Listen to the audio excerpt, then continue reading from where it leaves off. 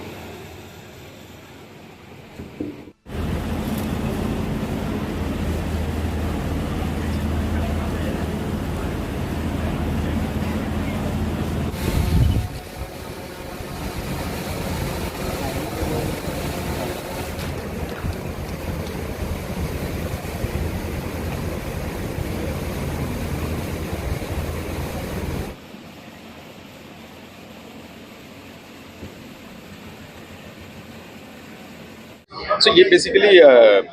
Industry institution meet है minister department of science and technology के द्वारा उनके सपोर्ट से और उनका निर्देश के आलोक में आयोजित किया गया है। सो बेसिक आइडिया इसमें यह है कि इंडस्ट्री इंजीनियरिंग इंस्टीट्यूट में आके स्टूडेंट्स का रिक्वायरमेंट समझ सकता है और फिर students and college management industry क्या एक्सपेक्ट कर रहे हैं इसके बारे में उन लोग जान सकते हैं। सो दैट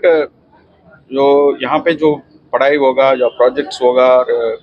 जो एक्सपीरियंस शेयरिंग और इंटर्नशिप वगैरह होगा तो उसमें इंडस्ट्रियल रिक्वायरमेंट के अनुसार वो कंडक्ट कर सकते हैं। इससे क्या फ़ायदा होगा, स्टूडेंट्स बाद में जब पास आउट होंगे तो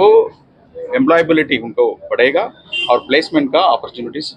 इंक्रीज होगी। So this is the idea. उसे लगा कि नौकरी देने वाला बने, ज़्यादातर इस बात फोकस किया गया। नौकरी देने वाला basically industries know their purpose is to maximise their production and make profit. So for that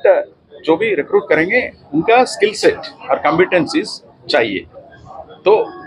industry आके हमसे इंस्टीट्यूशन से बात करेंगे तो फिर इंस्टीट्यूशन का मैनेजमेंट और स्टूडेंट समझ सकता है कि किस तरह का स्किल सेट उन लोग एक्सपेक्ट कर रहे हैं, तो उसके अनुसार यहाँ पढ़ाई और प्रोजेक्ट्स इंटर्नशिप ऑर्गेनाइज कर सकते हैं। सो दैट उन लोग बाद में उनका जब नौकरी के समय आएगी तो उनका एम्प्लॉयबिलिटी का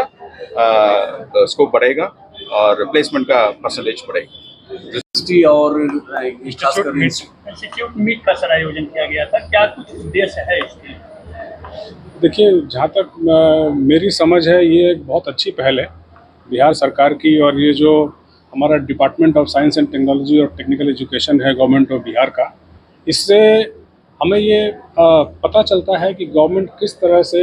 इस चीज़ के लिए प्रतिबद्ध है कि जो हमारे स्टूडेंट्स, हमारे बच्चे जो जितने भी शैक्षणिक संस्थान हैं उनसे निकल रहे हैं, उनकी जो एम्प्लॉयबिलिटी है और उनके अंदर जो एक कुछ नया कर गुजरने की, और जिस जॉब में भी अगर वो जाते हैं तो अपना जो प्रदर्शन अच्छा से अच्छा कर सके और कितनी जल्दी से उसमें एक नए परिवेश में अपने आप को ढाल सकें और अपनी उत्पादकता को बढ़ाने में, अपने राज्य और अपने देश की उत्पादकता को बढ़ाने में अपना योगदान दे सकें। ये एक बहुत ही ज़रूरी पहलू है इसका। और जैसा कि कई वक्ताओं ने इस कार्यक्रम के दौरान कहा, मैं उनसे बहुत अच्छी तरह से एक अपनी सहमति व्यक्त करना चाहूँगा और समर्थन करना चाहूँगा ऐसे पहल का, जिससे कि देखिए आज की डेट में क्या होता है कि जब भी कोई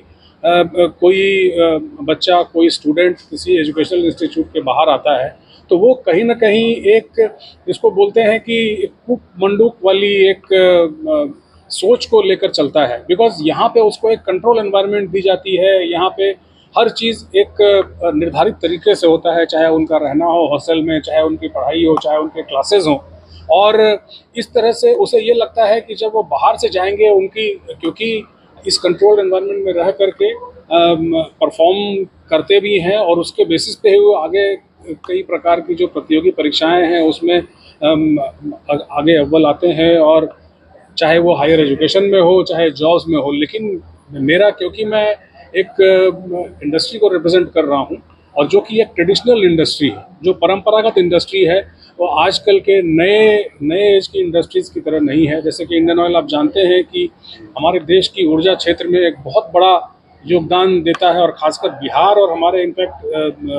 नज़दीकी देश नेपाल में भी हमारी तरफ से ये ऊर्जा की ज़रूरतों को हम पूरा करते हैं। इंजीनियरिंग के छात्र को काफ़ी इससे फायदा होगा आज के इस प्रकार की। जी हाँ, तो हम ये चाहते हैं कि जब ये बच्चे हमारे यहाँ आए और हमारे फोल्ड में, in our industry when they come, they should have a very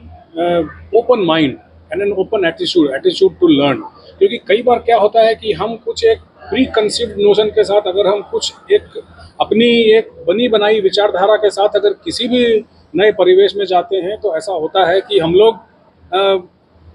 कहीं ना कहीं वहाँ पर हमें एक शॉक लगता है, कल्चरल शॉक लगता है, और उसके कारण हम लोग अपना सही प्रदर्शन नहीं कर पाते हैं। मैंने यही उदाहरण दिया था कि जब कई बार हमारे रिफाइनरी के परिवेश में बच्चे आते हैं, क्योंकि वो इतने कंट्रोल्ड एनवायरनमेंट से हैं, उन्हें कई तरह की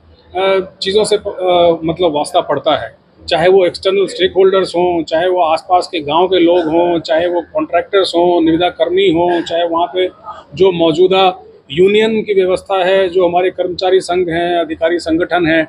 उनको सबके साथ आपको तालमेल बना करके चलना पड़ता है। और ये एक बहुत ही अच्छा मौका है, ऐसा एक इंडस्ट्री और इंस्टीट्यूट मीट, जिससे कि हम लोग ये जो दोनों के बीच में एक